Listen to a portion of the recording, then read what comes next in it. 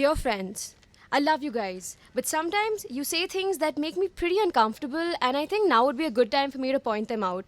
I mean, it's not like I've never tried before. At CCD, at the football field, at the mess, during ancient history. There's probably CCTV footage of me somewhere looking up at the cameras like I'm a character from the office, rolling my eyes every time you guys just refuse to listen to what I'm saying. So here we go. Number 1. Dear smart friend, you're so witty and erudite, especially with your fun facts that never seem to end. Except I've noticed that you're happiest when you're the smartest person in the room, and when that's not true, you use your words to make everyone so small that you can pick them up like M&Ms and throw them in your mouth. You're so erudite, but you like to use fancy words to make everyone else avert their eyes, while I keep using these words so that they get etched in my mind. Fun fact, I've used erudite thrice. Dear male friend, it's sweet when you show me that you care, but can you show it in other words other than dropping me home because I shouldn't be traveling alone, or deciding to feel protective when I'm bothered by other people on the phone? You compliment me on my new dress, but when someone else wears it on the street, you look at me and go like, how did she get a guy? She looks like such a mess. But you need to understand that she's not the Apollo Creed to my Rocky Balboa from Rocky 2. My point is, we're not competing. Dear funny friend, your humor is a gift. On your birthday, you took us all to a seafood restaurant and took the bill and said, guys, the treat's on me. I don't want you guys to think I'm shellfish. Or the time that you managed to convince me that birds are the original gangsters because they're so fly. But you also make jokes about men struggling with their sexuality and girls coming to terms with their weight. And you always make jokes about our black friend and losing him in the dark.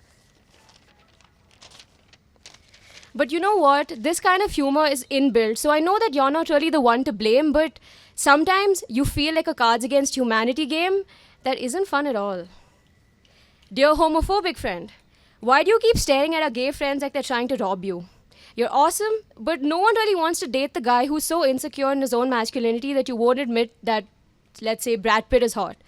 He is, come on. And your ignorance is like an unpleasant breeze that is ruining the air around us. And quite frankly, we all deserve to breathe clean air. Love, dear friends.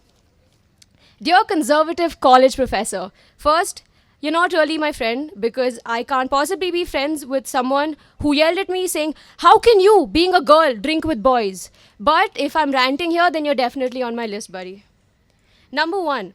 Stop staring at the girl in the front row wearing a skirt because she can't wear jeans with her injured knee.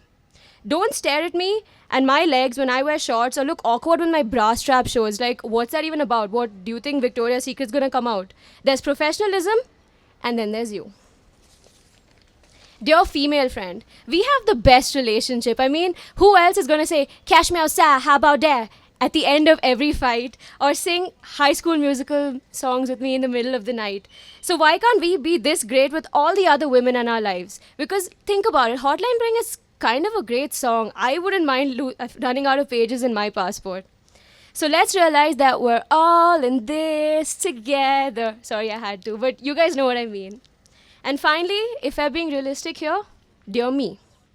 This world is pretty messed up, and I know that sometimes you feel like you can't put together the pieces of the jigsaw puzzle that you got for Christmas last year. You're not perfect, and that's okay. It sucks being the only person at the party who's quietly going, that's not funny, while everyone else in the room laughs. Because sometimes it's easier to be liked than to try to change the world. But there are things that need to be said, sometimes 10 things or 12 things or 15 things in the same breath. Just understand that your words are swords if you let them. And well, we are at the Kurukshetra battlefield, so make them count. Thank you.